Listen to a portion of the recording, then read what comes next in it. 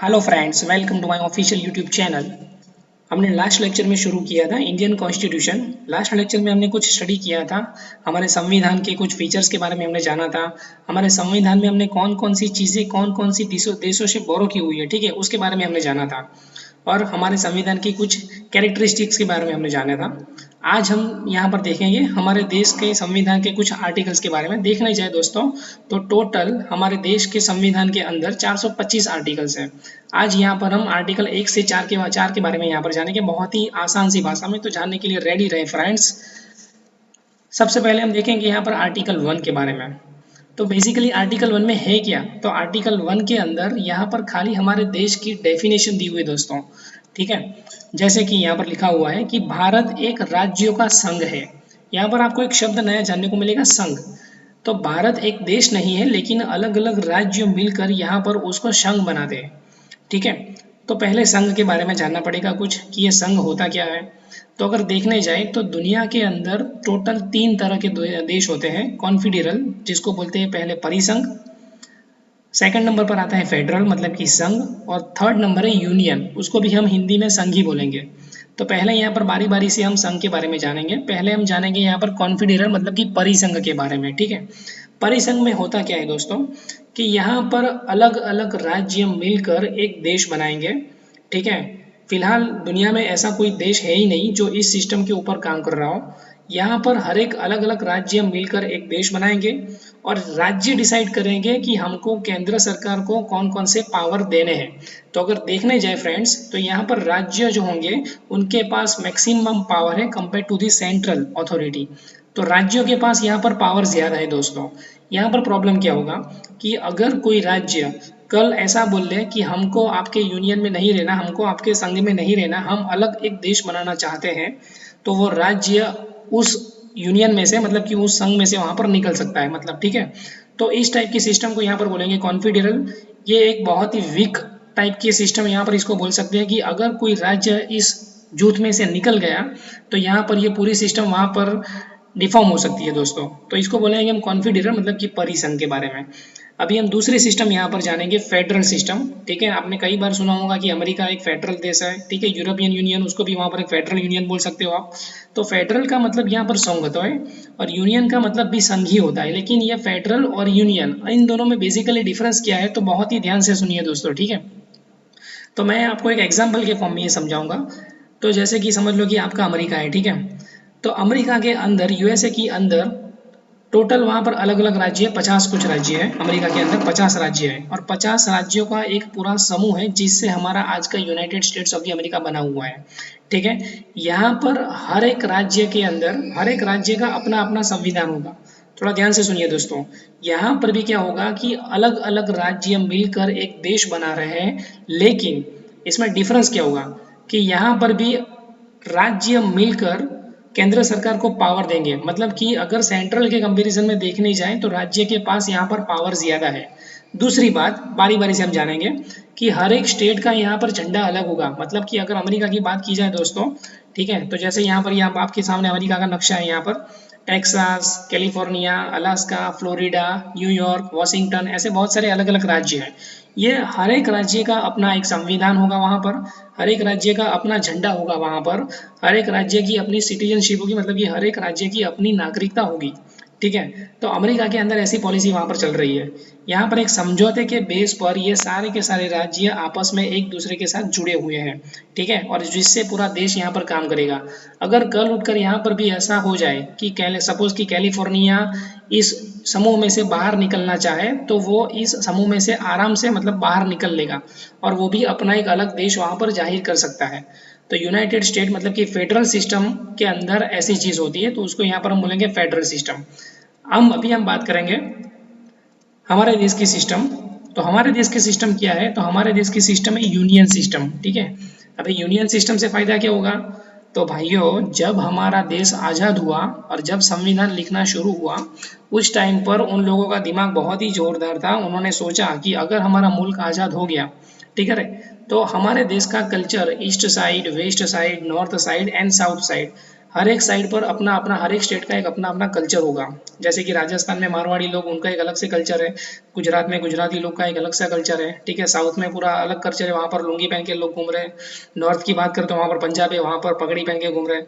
तो हर एक स्टेट का अपना अपना एक कल्चर है। अगर कल उठकर यहाँ पर कुछ प्रॉब्लम हो जाए तो ये अलग अलग स्टेट, अलग अलग देश की वहाँ पर डिमांड करेंगे, तो बहुत ही जल्द हमारा देश टूट जाएगा भैया। तो ऐसा थोड़ी ना चलेगा। तो संविधान वालों ने ये चीज़, मतलब उनको पहले से शायद पता थी, उसीलिए हमने फेडरल सिस्टम नहीं बनाया, लेकिन हमने यूनियन सिस्टम को एडॉप्ट किया। तो यूनियन सिस्टम में क्या होगा compare to the federal system, तो यहाँ पर थोड़ा ध्यान से सुनिएगा। यूनियन सिस्टम के अंदर अगर कोई राज्य अपना अलग देश बनाना चाहे तो पॉसिबल नहीं है दोस्तों। मतलब कि कल उठकर शायद अगर महाराष्ट्र ऐसा बोल दे सेंट्रल गवर्नमेंट से कि हम आपके देश में नहीं रहना चाहते, तो संविधान के हिसाब से वहाँ पर ये चीज़ पॉसिबल नहीं है। कल उठकर अगर एमपी बोल दे, गुजरात बोल दे सेंट्रल गवर्नमेंट को कि हम आपके देश के साथ नहीं रहना चाहते, हमको एक अलग देश बना दो, तो ऐसा नहीं होगा। हमारे संविधान में इसके लिए कोई स्पेस ही नहीं है। मतलब कि हमारा कोई राज्य, हमारा देश हमारे देश से वहाँ पर अलग हो ही नहीं सकता, ठीक है। सेकेंड थिंग कि यहाँ पर भी हमारे सारे राज्य समूह में एक साथ जुड़े हुए हैं, ठीक है। हमारा उससे देश बनेगा भारत। तो यहाँ पर सेंट्रल का पावर, मतलब कि केंद्र सरकार का पावर ज़्यादा होगा कंपेयर टू द राज्य सरकार। यहाँ पर राज्यों के पास जो पावर है, लेकिन केंद्र सरकार के पास हायर अथॉरिटी है कंपेयर टू द राज्य सरकार, ठीक है। शेड्यूल 1 में राज्यों के नाम लिखे हैं। अगर आज की तारीख की बात की जाए तो आज की तारीख में हमारे भारत में टोटल 28 स्टेट है, केंद्र शासित प्रदेश 9। जब जम्मू कश्मीर और लद्दाख दो अलग अलग हो गया, अभी आपको पता होगा, तो उसको लद्दाख को ऐड करके आज की तारीख में केंद्र शासित प्रदेश 9 है। और अर्जित राज्य अब तक का 0 है। अभी आप सोचेंगे कि अर्जित राज्य क्या है, तो उसके बारे में हम थोड़ा बात करेंगे कि अर्जित राज्य बेसिकली क्या होगा। थोड़ा ध्यान से सुनिए कि सपोज कल उठकर भारत और पाकिस्तान के बीच में युद्ध हो जाए, ठीक है। भारत और पाकिस्तान के बीच में युद्ध हो जाता है और हमारी आर्मी पाकिस्तान के अंदर जाके उनके आर्मीज को, सोल्जर्स को मार रही है, और उनका कुछ एरिया हमने हमारे अंडर में कब्जा कर लिया। तो जो कब एरिया हमने पाकिस्तान के ऊपर हमने कब्जा कर लिया, उस एरिया को, उस प्रदेश को हमारे देश के साथ जुड़ने के लिए यहाँ पर ये चीज़ बनाई गई जिसको बोलते हैं अर्जित राज्य। मतलब कि अगर कोई और ज़मीन पर हमारा देश कब्जा कर ले तो उस देश को, उस जगह को वहाँ पर बोलेंगे अर्जित राज्य, ठीक है। फिलहाल ऐसा कोई अर्जित राज्य है नहीं, लेकिन शायद जब पीओके, मतलब पाकिस्तान ऑक्यूपाइड कश्मीर, जो अब तक पाकिस्तान में, शायद कभी भारत उसके ऊपर उसको मतलब अर्जित राज्य हम शायद इन फ्यूचर बोल भी सकते हैं फ्रेंड्स। एक दूसरी बात यहाँ पर मैं आपको बताना चाहूँगा कि जैसे कि मैं बात करूँ कि सपोज कि बिहार भारत का एक राज्य है, ठीक है, राजस्थान भारत का एक राज्य है, तो ऐसा लिखा हुआ कहाँ है दोस्तों। तो भारत के शेड्यूल 1 के अंदर ये सारी चीज़ें वहाँ पर लिखी गई है कि बॉम्बे, महाराष्ट्र, गुजरात, आंध्र प्रदेश, ठीक है, ये सारे भारत के राज्य हैं। तो आज की तारीख में भारत के जितने भी राज्य हैं, जितने भी केंद्र शासित प्रदेश हैं, इन सारी चीज़ों का जिक्र शेड्यूल 1 के अंदर किया हुआ है दोस्तों। तो ये हो गया हमारा आर्टिकल 1। बहुत ही सिंपल लैंग्वेज में मैंने समझाया कि भारत एक देश नहीं है, लेकिन अलग अलग राज्यों का संघ है, मतलब कि union territory of the India. यहाँ पर यूनियन शब्द का मतलब ही यहाँ पर ये होगा। तो ये चीज़ हमको बाकी सारे देशों से अलग करती है दोस्तों, ठीक है। सेकंड हम बात करेंगे आर्टिकल 2 के बारे में, थोड़ा ध्यान से सुनिए। यहाँ पर पार्लियामेंट के पास, मतलब कि संसद के पास की पावर है, ऐसा पावर है कि जो विदेशी राज्य को भारत में शामिल कर सकती है अगर विदेशी राज्य चाहे तो, और वो प्रेसिडेंट को, मतलब कि राष्ट्रपति को पूर्व सूचना देकर। इसका मतलब क्या होगा दोस्तों, अगर भारत के मैप के ऊपर थोड़ा गौर किया जाए तो यहाँ पर देखिए नेपाल, भूटान और सिक्किम एक अलग से राष्ट्र है, ठीक है, अलग से देश था एक टाइम पर। यहाँ पर एक साइड पर यहाँ पर पाकिस्तान है।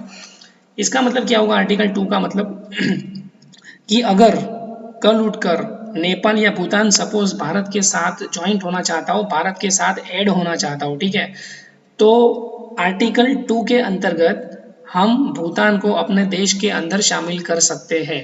और उसके लिए आपको राष्ट्रपति को खाली सूचना देनी पड़ेगी, मतलब कि पूर्व सूचना आपको राष्ट्रपति को देनी पड़ेगी, या फिर आप लोकसभा के अंदर खाली एक बहुमत से अपना बिल पास करके भी ये चीज़ कर सकते हो। मतलब कि आर्टिकल 2 में क्या लिखा है कि उसके अंतर्गत अगर कोई विदेशी राज्य भारत के अंदर शामिल होना चाहता हो तो वो हो सकता है, खाली एक लोकसभा के अंदर आपको एक बहुमत से बिल पास करना पड़ेगा और राष्ट्रपति को आपको एक पूर्व सम्मत सूचना देनी पड़ेगी, ठीक है। तो ये हो गया आर्टिकल 2। जैसे सिक्किम जब जब सिक्किम की बात की जाए, अगर फॉर एन एग्जांपल ले लिया हम कि 16 मई 1975 को सिक्किम भारत के साथ ज्वाइंट हो गया था। उस टाइम की कुछ कहानी ऐसी थी कि 1959 में जब चाइना ने तिब्बत के ऊपर अटैक किया तो सिक्किम को लगा कि भैया चाइना वाले तो ऐसे तिब्बत को अगर ऐसे हड़प लेंगे तो सिक्किम का हमारा क्या होगा। तब उस टाइम पर सिक्किम ने भारत सरकार से सजेशन दिया, मतलब भारत सरकार से मदद मांगी कि हम आपके देश के साथ जुड़ना चाहते हैं। तो भारत सरकार ने उनको हमारे देश में शामिल कर दिया। आज सिक्किम भारत का एक अलग से राज्य है, ठीक है। और 22वां राज्य बना है 1975 के अंदर हमारा सिक्किम, ठीक है दोस्तों। तो ये था आर्टिकल 2, मतलब कि कोई विदेशी राज्य संसद विदेशी राज्य को भारत के साथ जोड़ सकती है एक लोकसभा के अंदर बहुमत से बिल पास करके दोस्तों, ठीक है। अभी हम जानेंगे आर्टिकल 3 के बारे में। तो आर्टिकल 3 के अंदर क्या है, थोड़ा ध्यान से सुनिए, बहुत ही सिंपल लैंग्वेज में आपको समझा रहा हूँ कि अभी हमने सुना कि इंटरनेशनल बॉर्डर की हमने बात की थी, अभी राज्य की बात कर रहे हैं। तो आज की तारीख में भारत में टोटल हमने अभी बताया कि 28 राज्य है, ठीक है। यहाँ पर 9 केंद्र शासित प्रदेश हैं। तो आर्टिकल 3 के अंदर क्या है, तो आर्टिकल 3 में क्या लिखा है कि संसद मतलब कि पार्लियामेंट अगर भारत का किसी राज्य उसका नाम, उसकी बॉर्डर मतलब कि सरहद और उसका एरिया मतलब कि क्षेत्र उसको भी चेंज कर सकती है, वो भी राष्ट्रपति को खाली पूर्व सूचना देकर। इसका मतलब क्या होगा, एक एग्जाम्पल के फॉर्म में हम सुनेंगे यहाँ पर कि सपोज कल उठकर अगर महाराष्ट्र का नाम बदलना हो या गुजरात का नाम बदलना हो तो संसद के पास ये पावर है कि वो गुजरात का या कोई भी स्टेट का नाम अपने हिसाब से बदल दे, ठीक है। अगर गुजरात की सरकार वो ना चाहे तो भी केंद्र सरकार के पास ये पावर है कि वो ये चीज़ कर सके। तो आर्टिकल 3 के अंदर ये चीज़ लिखी हुई है दोस्तों। उसके लिए भी खाली उसको एक अपना बिल पास करना पड़ेगा मेजोरिटी के हिसाब से। मेजोरिटी का मतलब क्या, तो अभी लोकसभा के अंदर टोटल 542 MP है, मेंबर ऑफ द पार्लियामेंट।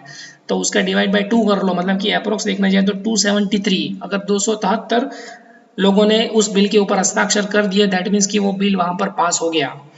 लेकिन अगर फॉर्मेलिटी के हिसाब से अगर बात करने जाएं तो अगर सपोज कि कोई स्टेट अपने नाम में या अपनी सरहद में या अपने एरिया में कुछ चेंजेस करना चाहती हो तो उसको अपने लेजिस्लेचर में मतलब कि उसको अपनी विधानसभा के अंदर पहले ये बिल पास करना पड़ेगा। उसके बाद अपना लेजिस्लेचर मतलब कि पर्टिकुलर स्टेट का लेजिस्लेचर वो बिल को फॉरवर्ड करेगा पार्लियामेंट के अंदर, ठीक है। पार्लियामेंट के अंदर वो बिल पास होगा, उसके बाद जाएगा प्रेसिडेंट के हाथ में, राष्ट्रपति के हाथ में।